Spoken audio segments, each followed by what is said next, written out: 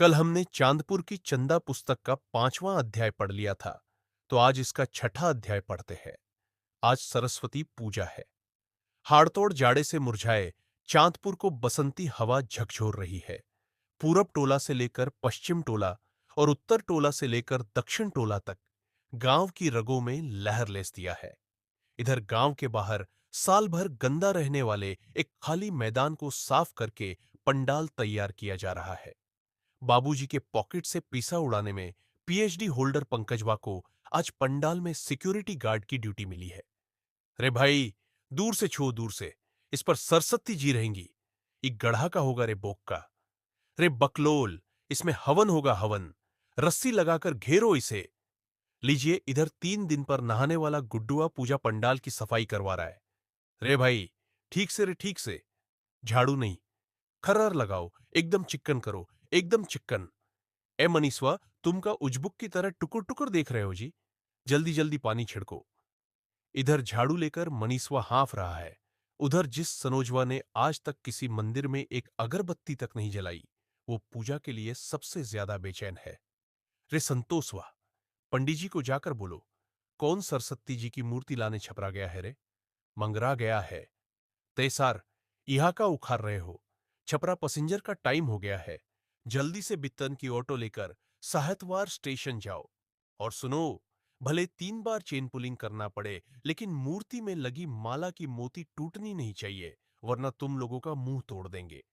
अब लीजिए, जिस परदीपुआ ने कभी अपने घर लालटेन नहीं जलाया, वो जनरेटर लाइट के लिए सुबह से दौड़ रहा है। और जिस सत्य प्रकाश ने आज तक कोई सिनेमा ठीक से नहीं देखा, उन्हें मनोरंजन विभाग की सबसे ज्यादा चिंता हो रही है। रे मंटुआ, फूकन की दुकान पर जाकर कह दो कि दिलवाले, जिगर, जानवर, बेवफा सनम, तिरंगा और दूध का कर्ज, ये सब लेकर आएगा। अगर बीच में सीडी कैसेट खुस खास किया, तो पर्दा में इतना छेद होगा कि गिनती पहाड़ा सब भुला जाएगा। मंटू कागज की रंग बिरंगी पतंगी साटते हुए खिलखिला रहा है। एकदम सही कहे सतप्रकाश भाई। आज पहले सिर्फ तुम चलेगा और कुछ नहीं। मंटू के साथ पंडाल में तिरंगी चिपका रहा राकेश पिन मार रहा है। ए मंटू, का रे? अगर सिर्फ तुम देखने, सिर्फ वो आ जाए तब। हाय। मंटू की सांस इस तरह अटक गई है, मानो आना जाना भूल गई हो। आटे की लेई से पतंगी साटते हुए मंटू गुनगुना उठा है। जिंदा रहने के लिए तेरी कसम, एक मुलाकात जरूरी है सनम। दिल झट से केरल की तरह हरियर हो गया है। ए राकेश, फिल्मवा देखो हो यार।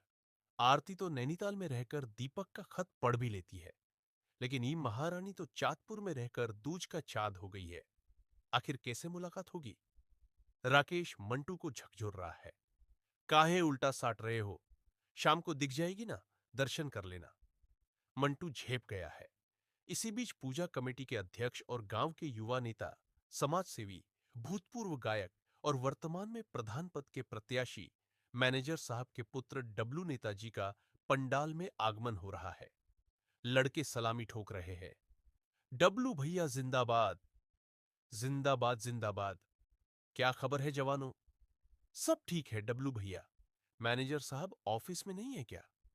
कौन साला कह रहा कि नहीं है? शाम को विधायक जी को लेकर फीता काटने वही ना आ रहे हैं। लेकिन तुम लोग पहले उत्तर टोला में चंदा तो काटो। सिर्फ 800 चंदा मिला है। सांझ को 8-10 कुर्सी, फूल माला, जलपान की व्यवस्था करनी है कि नहीं? लीजिए, लड़कों में जोश आ गया है। सब जोर से बोल रहे हैं, करनी है भैया जी, बिल्कुल करनी है। तब का मुंह ताक रहे हो? जल्दी उत्तर टोला जाओ और जहां जहां से चंदा बाकी है ले आओ, वरना सांझ के बाद कोई आठ आना नहीं देगा। हाय। उत्तर टोला और चंदा का नाम आते ही मंटू की हृदय गति रुक गई है। उसके हाथों ने काम करना बंद कर दिया है। दिमाग में कुमार सानू के सदाबहार नगमे बजने लगे हैं। आंखों के आगे उत्तर टोले की गलियां नाचने लगी है। राकेश मुस्कुराहट भरे लहजे में बता रहा है, ए डब्लू भैया, हमको पता है कौन कौन घर से चंदा काटना बाकी है। डब्लू नेता वहीं से हुरपेट रहे हैं। तो जाकर काटो ना चंदा और जल्दी से वसूल कर लाओ। तुम भी जाओ रे मंटुआ। बस बस भैया जा रहे हैं। मंटू के दिल में पटाखे छूट रहे हैं। जय हो माई सरस्वती। आप इतना जल्दी सुन लेती है, हमको तो पते नहीं था। राकेश मुस्कुरा रहा है। इधर डब्लू नेता मोबाइल से किसी को आदेश दे रहे हैं। अरे विधायक जी से कहिए थोड़ा समय से आएंगे, वरना ये चाँदपुर है, समय से वोट देने भी नहीं जाएगा। पंडाल में खड़े लोग इस धमकी पर हंस रहे हैं। वाह डब्लू भैया, एकदम सही कहे। इधर मंटू, राकेश, सत्यप्रकाश, प्रदीप, गुड्डू और मंतोष चंदा काटने के लिए उत्तर टोला जा रहे हैं। मंटू की चाल तो देखने लायक है। हाथ में ले चिपकी है और होठों पर मधुर मुस्कान। लेकिन ये क्या, उत्तर टोला में घुसते ही किर्र किर्र की चिर परिचित सी आवाज कानों में घुस गई। मंटू ने राकेश से कहा, यार लग रहा है कि सुखारी डॉक्टर अपनी एम्बुलेंस से आ रहे हैं क्या? राकेश बोला, नन्हकू वो भौजी का तबीयत तो रात को खराब होता है भाई, ये सुबह सुबह किधर से आ रहे हैं? अरे बुड़बक, रात भर इलाज किए होंगे ना, डॉक्टर साहब आजकल नाइट रोग स्पेशलिस्ट है। सब हंसने लगे। चुप साला, आज सरस्वती पूजा है, आज कोई गंदा बात नहीं करेगा। तभी डॉक्टर साहब अपनी लूना से प्रकट हो गए। सबने हाथ जोड़ लिया। डॉक्टर साहब नमस्कार। नमस्कार जवानों, कहां सुबह सुबह घुमाई होने लगा। बस चंदा काटने उत्तर टोला जा रहे हैं। मंतोष ने लूना का हैंडल पकड़कर पूछा, कल सांझ को हम क्लिनिक पर गए थे, लेकिन पता चला कि आप कहीं इंजेक्शन देने गए हैं। डॉक्टर साहब मंतोष के हुलिये का भली भांति निरीक्षण करने लगे। तुम तो एकदम फिट हो, तुमको क्या हुआ भाई? अरे डॉक्टर साहब, आप नहीं जानते कि गुप्त रोग की समस्या हो गई है इसे, वरना मिलिट्री में भर्ती नहीं हो गया होता। प्रदीप की यह बात पूरी भी नहीं हो पाई कि सब हंसने लगे। है भाई, आज गंदा बात नहीं, एकदम नहीं। सुखारी डॉक्टर कटीली हंसी हंसने लगे। बहुत बदमाशी हो रही है प्रदीप बाबू, बहुत। राकेश बीच में कूद पड़ा। अरे डॉक्टर साहब छोड़िए, मंतोसवा का इलाज तो आपके गुरु हकीम जी भी नहीं कर सकते हैं, तो आप क्या करेंगे? आपको कम से कम गांव के दिल के मरीजों का तो ख्याल करना चाहिए।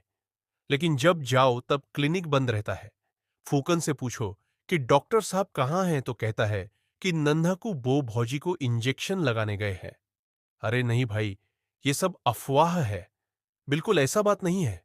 वो आज आज सुखन चौधरी की भैंस सुबह से चिल्ला रही थी, उसी को इंजेक्शन दे रहा था। अरे झूठ ना बोलिए डॉक्टर साहब, सब पता है हम लोगों को, सब पता है। हाय, आला लटकाए डॉक्टर साहब झट से गंभीर हो गए और आंखों से इशारा करके चुप होने का आदेश देने लगे। मंटू इस इशारे को समझ गया। उसने डॉक्टर साहब के साथ पीछे बैठे एक लड़के की तरफ इशारा करते हुए पूछा, ये कौन है डॉक्टर साहब? ये हमारे साले साहब है, उत्कर्ष कुमार जी, अभी दिल्ली से बीटेक कर रहे हैं। लीजिए। इतना सुनते ही मंतोष ने उत्कर्ष कुमार जी का गाल छू दिया। अच्छा अच्छा, इहो हित तो अपनी गुड्डी दीदिया की तरह एकदम चिक्कन लग रहे हैं। राकेश ने पीछे हटकर कहा, हाँ यार, हमको तो पीछे से भी अच्छे लग रहे हैं। ए भाई, गंदा बात नहीं, एकदम नहीं। आज सरस्वती पूजा है। डॉक्टर साहब को घेर कर खड़े और 4-5 लोग ही करने लगे। साले साहब मन ही मन गरियाने लगे। उसी में किसी ने कहा, है बेहूदगी नहीं भाई, साले साहब शहर में रहते हैं, इनसे मजाक वजाक मत करो। मंटू ने मोर्चा संभाल लिया। इसमें बेहूदगी की क्या बात है? गांव के एक आदमी का साला गांव भर का साला होता है। पीछे से लाठी लेकर आए दीना चौधरी ने इसमें एक बात और जोड़ा, तब क्या, ससुरारी का पेड़, खूंट, गाय, गोरू, खेत, बघार भी सार सरहज ससुर लगते हैं। ई तो सार आदमी है। एक बार फिर सबकी हंसी छूटी। डॉक्टर साहब ने लूना स्टार्ट कर दिया। तुम लोग मानोगे नहीं, हम अब जा रहे हैं। किर्र किर्र की आवाज फिर गूंजने लगी। राकेश ने कहा, वाह रे एम्बुलेंस वाह। डॉक्टर साहब चल दिए। अच्छा अच्छा बबुआ, बहुत ज्ञान हो गया है, हम जा रहे हैं। मंटू ने उनको जाते हुए देखकर कहा, सांझ को आइए, सिर्फ तुम चलेगा, सिर्फ तुम। देखते हैं, मोला चौधरी की पाड़ी गाभिन नहीं हो रही है, उसको देखना जरूरी है। जाते जाते प्रदीप ने डॉक्टर साहब को डोज दे दिया। अच्छा डॉक्टर साहब, नन्नकू बो भोजी अभी तक हुई है कि नहीं? सारे लड़के हंसने लगे। सत्य प्रकाश डांटने लगा, रे भाई, गंदा बात नहीं, एकदम नहीं। आज सरस्वती पूजा है, जल्दी जल्दी उत्तर टोला चलो। ताली पीटकर हंसते हुए सारे लड़के उत्तर टोला की तरफ चल पड़े। लेकिन सत्य प्रकाश को यह मजाक पसंद नहीं आया। वो रास्ते भर सबसे लड़ता रहा। साले, संस्कार नाम की चीज नहीं है तुम लोगों के पास? पूजा पाठ के दिन इस तरह का मजाक होता है? हैं, चुप करो। होता है। ज्यादा चिंगारी न बनो। जब गांव भर काकी, तब बोले केने ताकी। साला आदमी साली साला से मजाक न करेगा तो किससे करेगा कारे राकेश? अभी तो डॉक्टर साहब की साली गुड्डी जी इंटर का परीक्षा देने चाँदपुर आ रही हैं। हम ही लोग ना नकल करवाने जाएंगे? कारे राकेश? बिल्कुल परदीप भाई। सत पर कसवा साला बुजुर्ग हो रहा है। इसको कब बुझाएगा? इसी कहा सुनी हंसी ठिठोली में उत्तर टोला आ गया। वहां एक गाय पगुरा रही थी। कुछ कुत्ते देह में लगी माछी को माटी में रगड़कर धूप सेक रहे थे। खेतों की तरफ देखने पर आंखें नवीनता के फुहार से नहा उठती थी। पिंकी के घर का दरवाजा देखते ही मंटू का दिल तेजी से धड़कने लगा। नजर संभल गई। मफलर हटाकर बिखरे बाल ठीक किया। स्वेटर झाड़कर फटे जूते में लगी धूल को साफ किया और धीरे धीरे चलने लगा। राकेश को यह सब देखकर बर्दाश्त न हुआ। बस करो यार, बारात लेकर नहीं आए हो, चंदा मांगने आए हो। मंटू हंसकर चुप हो गया। आखिर कैसे कहे कि तुम लोग चंदा मांगने आए हो? हम तो अपनी चंदा को देखने आए हैं। इतने में चंदा का घर आ गया। चारों लोग दरवाजे के सामने रुक गए। मंटू ने उत्तेजना छिपाते हुए बाकी लड़कों की तरफ देखकर राकेश से चुप रहने का इशारा किया। रे बकलोल, का बकर बकर बोलते रहते हो। सब जान जाएंगे, बवाल हो जाएगा। चुप रहो। पता नहीं क्यों घर का दरवाजा अभी तक बंद था। उमेश चाचा कहीं दिख नहीं रहे थे। सत्यप्रकाश ने आवाज दी, ए चाची, के बा घर में हो? कोई नहीं निकला। न कोई जवाब आया। हम लोग चंदा मांगने आए हैं। मंटू ने पीछे से खोदा। रे पाड़ा! राकेश की चेतना जागृत हुई। उसने वाक्य सुधारा, वो हम लोगों को सरस्वती पूजा का चंदा चाहिए। एक झटके में दरवाजा खुला। पर्दा हिला। चों की आवाज हुई और मंटू का दिल धड़क उठा, मानो क्षण भर में कोई मन की मुराद पूरी होने जा रही हो। दरवाजे की ओट से आवाज आई, चाचा तो अपने ससुरारी गए हैं बाबू। चाची के बाबा की तबीयत ठीक नहीं है, सांझ तक लौटेंगे। हाय! मंटू का दिल धक्का से बैठ गया। क्या सोचा था, क्या हो गया? आंखें तो पिंकी को खोज रही थी, लेकिन ये कौन आ गया? पूनम? धत्त साला, किस्मत वे भैंस के गोबर से लिखा है।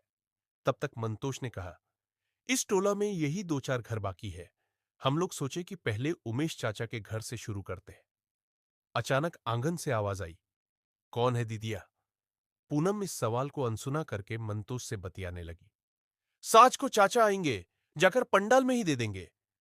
सवाल का जवाब न पाकर पिंकी दुपट्टा ठीक करते झट से दरवाजे पर आ गई और आते ही उसकी आंखें मंटू से टकरा गई। उसके कदम पीछे हट गए। तुरंत पर्दे में छिपकर दुपट्टा ठीक करने लगी। सांसें तेज हो गई। आंखों में लाज का काजल उतर आया। मंटू ने मुस्कुराकर नजरें जमीन में गड़ा दी। राकेश मंटू का हाथ पकड़कर पूनम से बोला, सुनो, सांझ को पिंकी को लेकर आना है। हम लोग पर्दा का सिनेमा मंगाए हैं। सिर्फ तुम चलेगा। ये सुनते ही पर्दे में छिपी पिंकी मुस्कुरा उठी। पूनम ने कहा, ठीक है। मंटू तो नजरें ऊपर न कर सका। सारे लड़के ठीक है कहकर दूसरे घर की तरफ चलने लगे। पूनम के सहपाठी रहे सत्यप्रकाश ने जानकारी में वृद्धि की। रे पूनमी, साज को सिर्फ तुम के साथ जिगर और बंटी और बबली भी चलेगा। सबको लेकर आना है। पूनम के चेहरे पर थोड़ी हंसी आई। पिंकी भी एक अरसे बाद हंस पड़ी। दोनों बहनों ने हंसते हुए एक दूसरे को देखा, मानो उनकी आंखें कह रही हों कि बस 2 घंटे से चाची नहीं है तो आज इस घर में कितना सुख है ना। ये सब सोचकर पिंकी मचलने लगी। बाप रे, जिगर भी चलेगा। अजय देवगन करिश्मा कपूर है उसमें।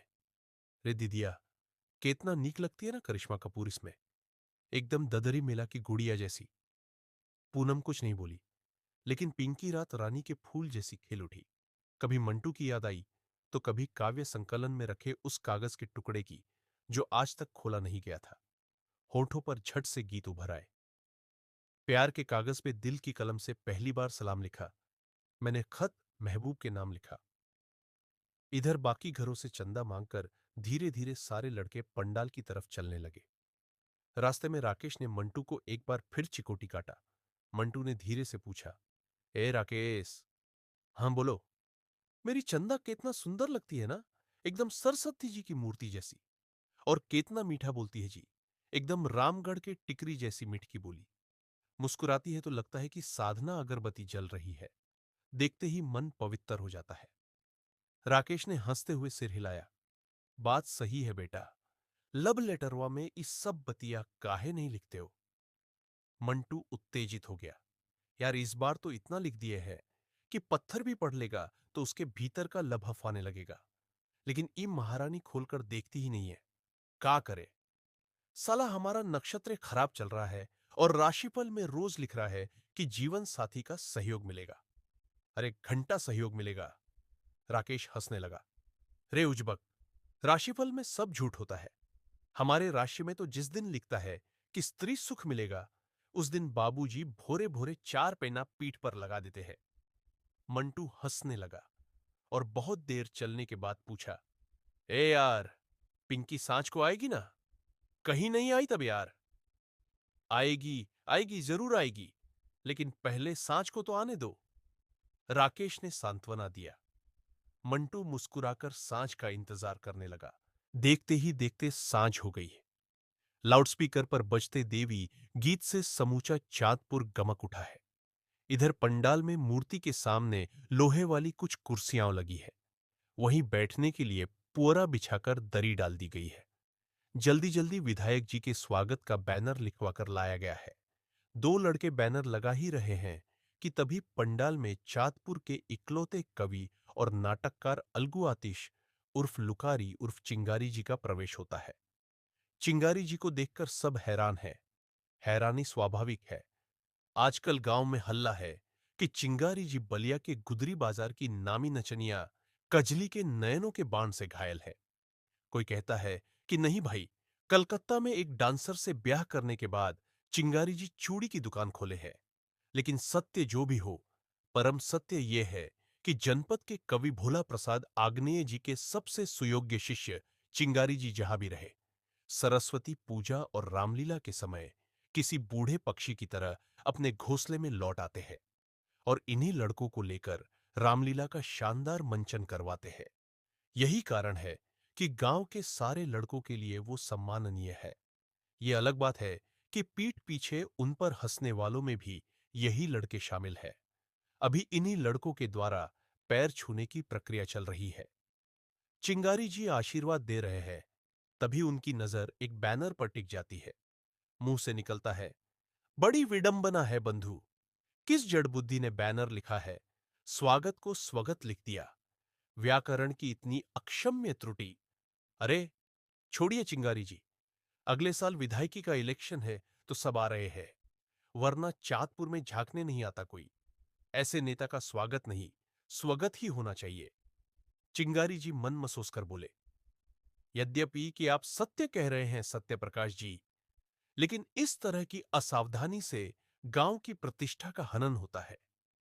सत्य प्रकाश खिसियाए साढ़ जैसा फुफकार उठा, काहे की प्रतिष्ठा, काहे का हनन? जब प्रतिष्ठा रहेगी तब न हनन होगा। चिंगारी जी गर्दन हिलाकर चश्मा ठीक करते हुए मुस्कुराने लगे और प्रतिष्ठा पर लिखी गई अपनी एक ताजा कविता सुनाने लगे। इधर देखते ही देखते उत्तर टोला का हाल कवितामय हो गया है। आज तो ऐसा लग रहा है कि मानो हर घर में कोयल बोल रही हो। पिंकी को घर में गाते और झूमते हुए आज तक किसी ने नहीं देखा था। आज न जाने सुबह से उसे क्या हुआ है। पूनम उसकी अनजानी खुशी देखकर संतोष से भर गई है।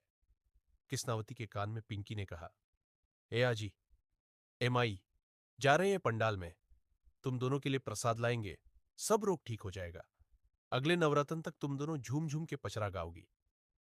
कौना बने बोले लिकोइलिया, त कौना बने मोर बोले होए देवी मिया, कौना बने बोले सहरेसवा। आहा, पिंकी गुनगुना उठी है, लेकिन जा रे लकवा, हमारी इस कोयल जैसी आजी की आवाज छीन ली और माई के मुंह से हंसी। पिंकी बोली, आज तो सरस्ती से जाकर यही कहेंगे कि हे माई, हमरे आजी और माई को ठीक कर दीजिए।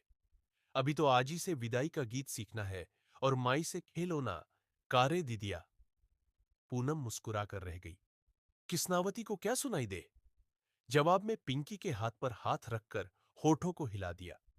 पिंकी झट से तैयार हो गई। कितने दिन बाद तो आज खुद को शीशे में देखने का मन किया है। हिरनी जैसी उसकी आंखें खुद को निहारते समय चमक उठती है। कभी बाल को सही करती है, तो कभी दुपट्टे को, तो कभी खुद को। शीशे में कितना भी देखती है आज, मन नहीं भरता है। कितने प्यार से तो उसने अपने लिए ये पीला स्वेटर बुना था, स्वेटर पर लाल रंग का छाद बनाया था। लेकिन जाड़ा बीत गया, पहनने की नौबत ना आई। चाची से कौन सुनता कि छिनार हो गई है, फैशन कर रही है। अचानक दरवाजे पर आकर एक लड़की ने आवाज दी, पिंकी दीदी, पिंकी दीदी, मनोज वो भौजी बुला रही है।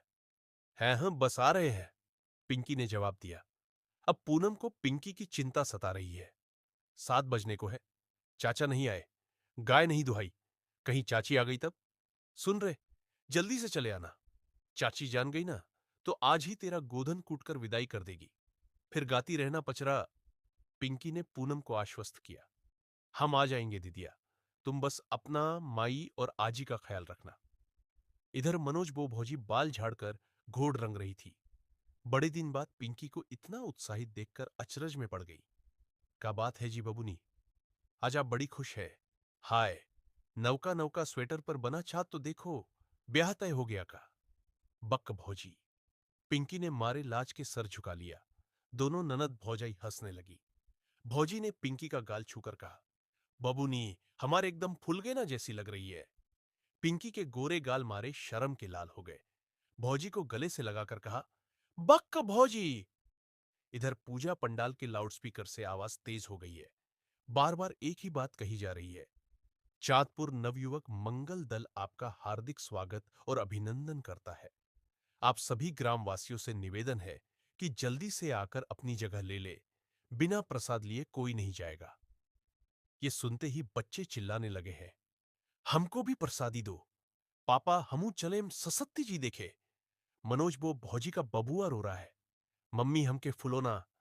पक, वहां फुलोना नहीं आएगा, पूजा करने चल रहा है, पूजा।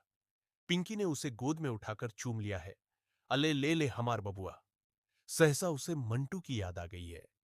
उसकी भी आंखें तो ऐसी ही है ना, एकदम भटकुआ जैसी। आत्मा प्रेम संगीत से आंदोलित हो रही है। इधर पूजा पंडाल में भीड़ उमड़ आई है। हल्ला हो गया है, फिल्म वाला आ गया, फिल्म वाला आ गया, जल्दी से अपनी जगह ले लो। ये देखिए, झांझा बाबा, रमेसर, दीना और खेदन एक जगह मुड़िया कर बैठे हैं। गुड़िया भी रमावती के साथ आई है। मंटू सच संवर कर एकदम तैयार है। ब्लू कलर का पैंट, एक पुराना टी शर्ट, उसके ऊपर खाकी रंग का जैकेट, कपार पर मफलर। बड़े परिश्रम के बाद तो उसे प्रसाद बांटने की ड्यूटी मिली है। डब्लू नेता ने माइक संभाल लिया है। प्यारे भाइयों बहनों, आज के कार्यक्रम में मुख्य अतिथि माननीय संजय भड़िया उर्फ विधायक जी पधार चुके हैं। अतः आप लोगों से निवेदन है कि अपने अपने जगह पर स्थान ग्रहण करें। माल्यार्पण का कार्यक्रम शुरू हो रहा है। तब तक पिंकी भी मनोज बोभौजी के साथ आकर पंडाल में बैठ गई। सरस्वती जी की मूर्ति देखते ही उसके हाथ जुड़ गए, आंखें बंद हो गई। न जाने क्या बुदबुदाने लगी। क्या क्या तो मांगना था, लेकिन कैसे मांगना था, सब भूल गई। उसके होठों ने बुदबुदाया, नव गति नव लय ताल छंद नव नव पर नव स्वर दे। फिर अनाउंस हुआ, माननीय मुख्य अतिथि जी ने 501 रुपये देने की घोषणा की है। नवयुवक मंगल दल समिति चांदपुर आपका हार्दिक स्वागत एवं अभिनंदन करता है। लीजिए, पंडाल की लाइट चली गई। हुआ हल्ला। पता चला जनरेटर बंद हो गया। एक झटके में टॉर्च जलने लगे। रॉड की चमकती दूधिया रोशनी की जगह मध्यम सी पीली रोशनी ने घेर लिया, मानो सैकड़ों जुगनू चमकने लगे हों। पिंकी की आंखें पहली बार मंटू को खोजने लगी। पास बैठी गुड़िया ने पिंकी की तरफ इशारा किया, ए पिंकी, हमारे ब्याह में गीत गाने आओगी ना? पिंकी हंसकर बोली, क्यों नहीं गुड़िया, कब है? देखो, कल बाबूजी मंटू के साथ शादी का दिन तय करने जाएंगे। पिंकी मुस्कुरा उठी, तब तो पक्का आएंगे गुड़िया। पक्का ना? एकदम पक्का। दोनों हंसने लगी। दोनों को हंसता देखकर दूर बैठे मंटू ने अपनी नजरों को फेर लिया। एक झटके में जनरेटर स्टार्ट हो गया। विधायक जी ने माइक संभाल लिया। प्यारे भाइयों एवं बहनों, आज बड़े हर्ष का दिन है। हम अपनी पार्टी और नेताजी की तरफ से आप सबको बधाई देने आए हैं। आपने देखा, चांदपुर में जब बाढ़ आई थी, तब लगा कि टीएस बांध टूट जाएगा और गांव डूब जाएगा। हमें काफी दुख हुआ। हम तो पार्टी के काम से लखनऊ गए थे। मैनेजर साहब और डब्लू जी ने बताया कि गांव के कई जानवर डूबकर मर गए हैं। काफी दुख हुआ, लेकिन हम पूरा प्रयास कर रहे हैं कि यहां विकास हो। मैनेजर साहब ने ही बताया कि बाढ़ राहत की सामग्री काफी कम है। हम अगले साल उसे बढ़ाने का प्रयास करेंगे। आप तो जानते हैं कि चांदपुर का आधा हिस्सा चक विलियम सरजू नदी के पार रहता है। हम जानते हैं कि वो लोग अपने जनपद और इससे मिलने वाली सुविधा से कट गए हैं। बड़े दुख की बात है कि आज तक वहां बिजली नहीं पहुंच पाई है। हमने इस साल सोलर लाइट का इंतजाम किया है। एक प्राइमरी स्कूल का बजट भी पास करवाया जा रहा है। जल्दी चक विलियम का अपना स्कूल होगा। वहां के बच्चे सिर्फ दियर में भैंस नहीं चराएंगे, बल्कि पढ़ाई करेंगे। हमारी पार्टी प्रदेश और जनपद के इस आखिरी गांव में विकास पहुंचाने के लिए कटिबद्ध है। ये सुनते सत्य प्रकाश से बर्दाश्त न हुआ। उसने मंटू के कान में कहा, जल्दी से बाढ़ राहत पैकेज बढ़वाइए सर। डब्लू नेता प्रधानी लड़ने वाले हैं। बहुत खर्चा है इस साल। मंटू हंसने लगा। सभा खत्म हो गई। माइक से अनाउंस होने लगा, दोस्तों, चांदपुर पूजा समिति आपका हार्दिक स्वागत और अभिनंदन करती है। थोड़ी देर में फिल्म शुरू होगा। कृपया अपना अपना जगह ले लें। जनता में हड़कंप मच गया। जो जहां था वो बैठने के लिए हल्ला करने लगा। आंखों के सामने एक बड़ा सफेद पर्दा जो बांस के सहारे बंधा हुआ था, हवा से हिलने लगा। फिल्म शुरू हो गई। पर्दे पर लिखकर आया पैनासोनिक वीसीडी। बच्चे ताली पीटने लगे। एक गाना शुरू हुआ। सिरवा पे मुकुट सुभे, लीलरा पर बिंदिया, शेर पर सवार भिली भैरो जी की दिदिया। अरे भाई, ये कल्पनावा गायन है। पर्दे के पास बैठे मंटू ने सख्त हिदायत दी, ए फूकन, सिर्फ तुम लगाओ जल्दी। माइक से फिर अनाउंस हो रहा है, गांव वासियों से निवेदन है कि आकर अपनी जगह ले ले। शुरू होने जा रहा सुपरहिट फिल्म सिर्फ तुम, थोड़ी ही देर में। उधर मुख्य अतिथि चले गए। ठंड के कारण गांव के बुजुर्गों ने भी अपनी अपनी दालान का रुख कर लिया। चलो रे, अब रामायण महाभारत चलता तो बैठते भी। पंडाल में बच गए बच्चे, युवा और गांव के भाई भौजाई। पंडाल की कुछ बत्तियां बुझा दी गईं। पंडाल में अंधेरा हो गया। इस अंधकार में पहली बार मंटू ने पिंकी को देखा। पियर का सूट, लाल कलर का शॉल, ढानी सलवार, डबल छोटी, गोरे से मुखड़े में मासूमियत का पिटारा, आंखों में काजल और बालों में उलझी आंखें। उसके दिल में प्रेम के जलते दीपक की बाती हिल सी गई। सिनेमा शुरू हो गया।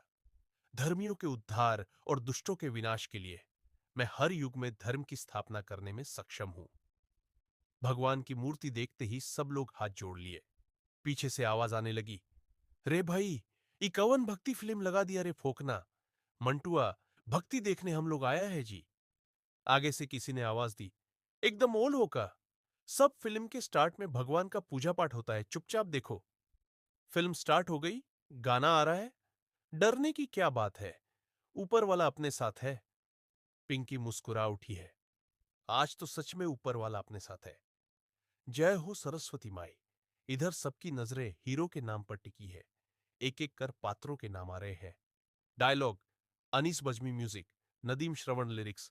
समीर कहीं से आवाज आई, रे यार, सलमान खनवा भी है। अरे साला जैकी सरफो है। तब तो अमरीश पुरियो होगा। अब तो पक्का मारपीट होगा। लड़के हाथ मल रहे हैं। किसी ने उसके मुंह पर टॉर्च मारकर जोर से डांटा, अरे लल बहादुरा के बेटा, भग साले यहां से। ये मारपीट वाला फिल्म नहीं है, ये प्यार मोहब्बत वाला फिल्म है। पिंकी हंसने लगी है, मानो कितने दिन बाद तो आज जीने का मौका आया है। इस एक एक पल को, एक एक दृश्य को, एक एक गीत को महादेवी जी की कविता की तरह आत्मा में बसा लेना चाहती है। लीजिए, हीरोइन आ गई। रेलवे स्टेशन पर शायद कहीं जा रही है। बाप रे, कितना सुंदर है। नाम भी आरती है।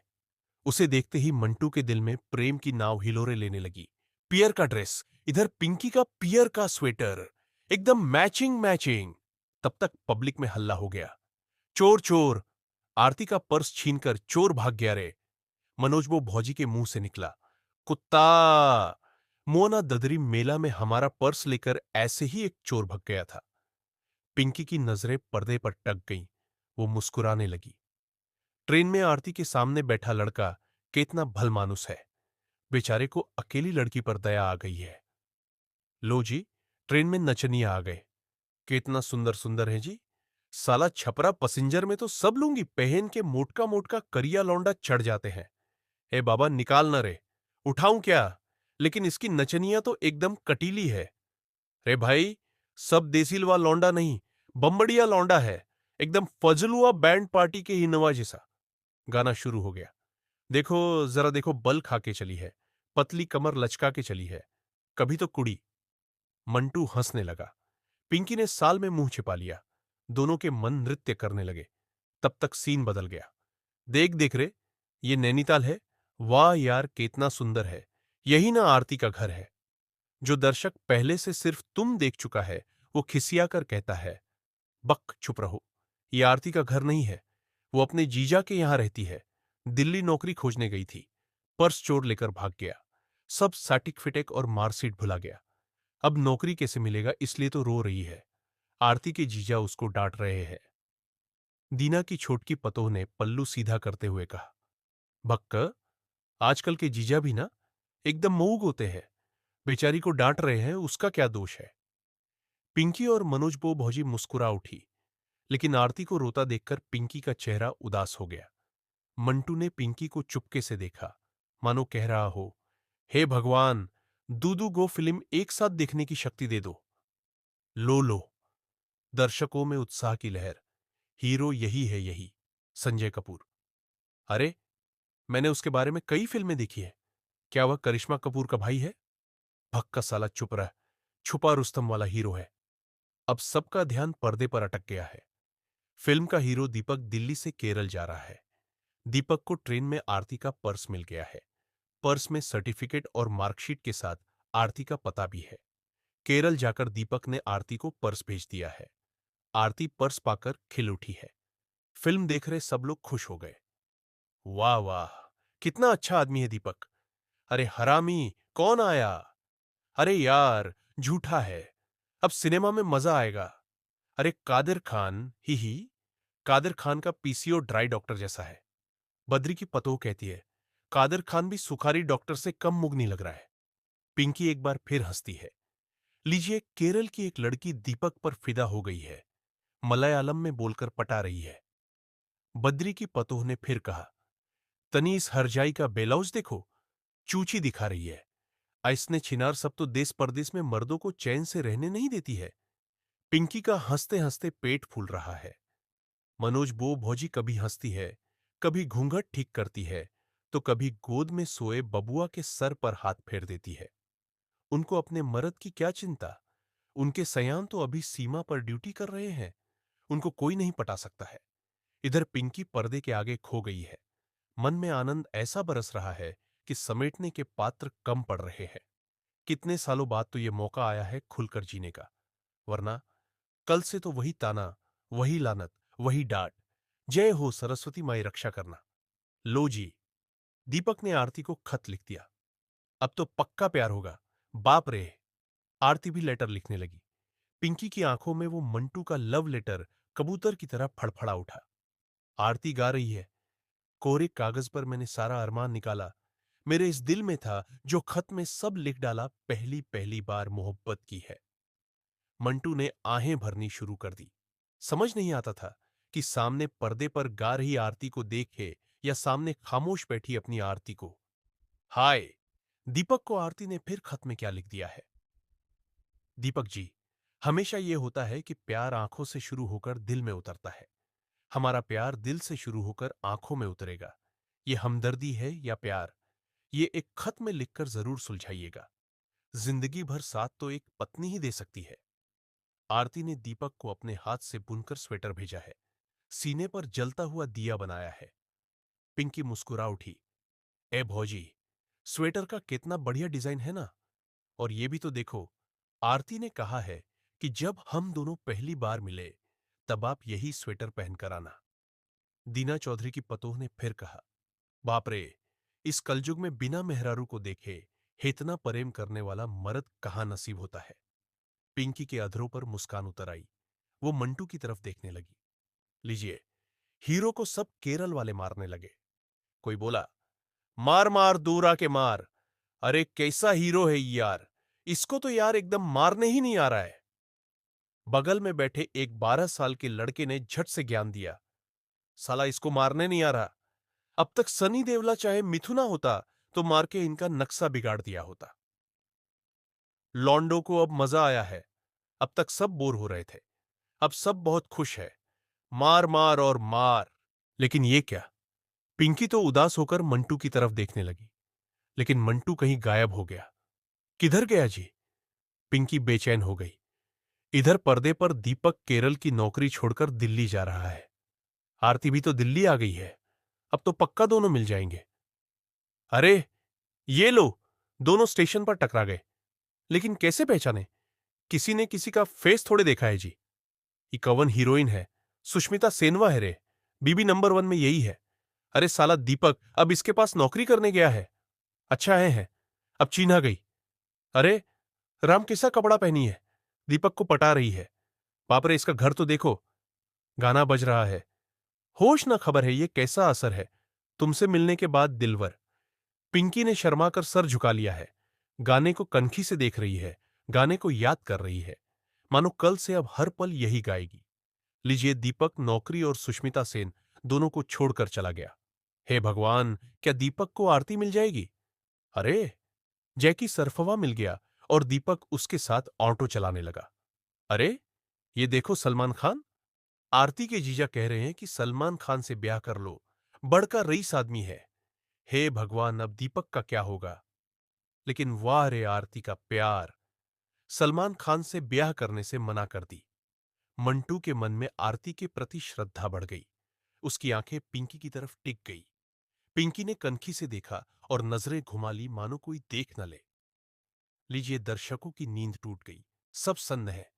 आरती ने दीपक को तो देखा नहीं है। बेचारी अब उसे अकेले शहर में कैसे खोज पाएगी? बाप रे! आरती के आते ही दिल्ली में बारिश। अरे अरे, आरती तो दीपक के ऑटो में ही बैठ गई। मिल गई। अब ब्याह होगा। हल्ला कर रहे लड़कों को दीना चौधरी की पतोह ने डांटा। अरे नतिया दोगलवा चुप। जब एक दूसरे को देखा ही नहीं तो कैसे मिल गई रे? ये तो गजब हो गया है। दीपक के ऑटो में बैठकर उसे ही खोज रही है। लेकिन दोनों जान नहीं पा रहे हैं कि दोनों प्रेम करते हैं। दीना चौधरी की पतोह ने कहा, हे काली माई, दोनों को मिला दीजिए। तुमको हम प्रसादी चढ़ाएंगे। जनता खामोश है। गाना बज उठा है। जिंदा रहने के लिए तेरी कसम, एक मुलाकात जरूरी है सनम। आरती का दुख देखा नहीं जा रहा है। लड़कियां और महिलाएं रो रही हैं। आज पहली बार पिंकी को रोते हुए अच्छा लग रहा है। मंटू एकदम उदास हो गया है। लग रहा जैसे रो न दे। ये क्या? दीपक आरती को अपने कमरे में ले गया। नहा रही है आरती। दीपक भी अब आरती का दिया हुआ वो स्वेटर पहन लिया है। लेकिन ये क्या? भक्क बुड़बक स्वेटर के ऊपर ये क्या पहन लिया? ऑटो वाला वर्दी। अब कैसे पहचानेगी? स्वेटर तो छिप गया। दीना की पतोह ने कहा, यही से बिना देखे एयार पेयार नहीं करना चाहिए। बेचारी आरती के दुख से कलेजा फट रहा है। लो भाई, अब आरती जा रही है नैनीताल। स्टेशन आ गया।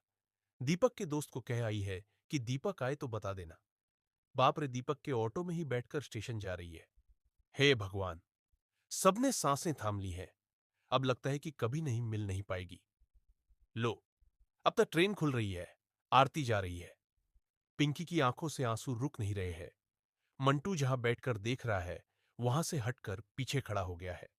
कोई क्या कहेगा कि एक फिल्म देखकर रोने लगे। सब हाथ मल रहे हैं। काश आरती स्वेटर पर बना दिया देख लेती। अरे लॉस्ट टाइम में देख लिया। पहचान गई आरती। सब ताली बजाने लगे। अब दोनों गले मिल रहे हैं। पिंकी ने आंसुओं से भीगी आंखों को पोंछ लिया है। मानो बारिश वहां नहीं, यहां हो रही है। प्रेम की बारिश। मंटू कहाँ है? होता तो वो भी ऐसे ही गले लगाकर उसे चूम लेती। मंटू मुंह धोने जा रहा। गुड़िया देख ली तो दिन भर चिढ़ाएगी। पिंकी का चेहरा संतोष से भर गया है। आज पहली बार रोने में सुख महसूस हुआ है। मन हल्का हो रहा है। भीड़ उठने लगी है। भौजी ने कहा, ए पिंकी, चलो बड़ी रात हो गई। पिंकी खड़ी हो गई। इधर मंटू प्रसाद बांटने के लिए खड़ा हो गया है। अब पिंकी क्या बोले और क्या कहे, समझ में नहीं आ रहा है। दीपक का दर्द तो उसकी आरती समझ गई। लेकिन इस दीपक के दर्द को ये आरती कब समझेगी? जय हो सरस्वती। माई दया करिए। सब प्रसाद लेकर चले जा रहे। भौजी ने भी प्रसाद ले लिया। पिंकी जानबूझकर लाइन से पीछे हो गई।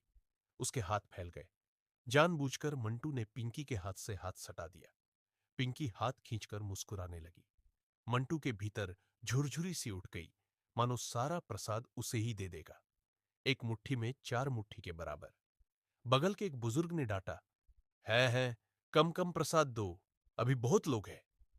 मंटू कैसे कहे कि जिसे पूरा दिल दे दिया हो, उसे कम कैसे दिया जा सकता है। इधर प्रसाद लेकर पिंकी सिकुड़ती चली जा रही थी, ठंड से नहीं, प्रेम से। उधर रात काफी हो गई थी। गांव कोहरे से ढक गया था। अंधेरे से रास्ता दिख नहीं रहा था। कुत्ते बोल रहे थे। पिंकी ने भौजी का हाथ थाम लिया। पीछे मुड़कर देखा। मंटू अब तक खड़ा होकर उसे प्यार से देख रहा है। पिंकी मुस्कुरा दी। मंटू भी मुस्कुरा उठा। पंडाल में सिर्फ तुम का वो आखिरी गीत फिर से बजने लगा। मेरी आंखों में जले तेरे ख्वाबों के दिए, कितनी बेचैन हूं मैं यार से मिलने के लिए, मेरे बिछड़े दिलवर तू। जो एक बार मिले चैन आ जाए, मुझे जो तेरा दीदार मिले, जिंदा रहने के लिए तेरी कसम, एक मुलाकात जरूरी है सनम। तो ये था इस पुस्तक का छठा अध्याय। इसका 7वां अध्याय हम कल पढ़ेंगे।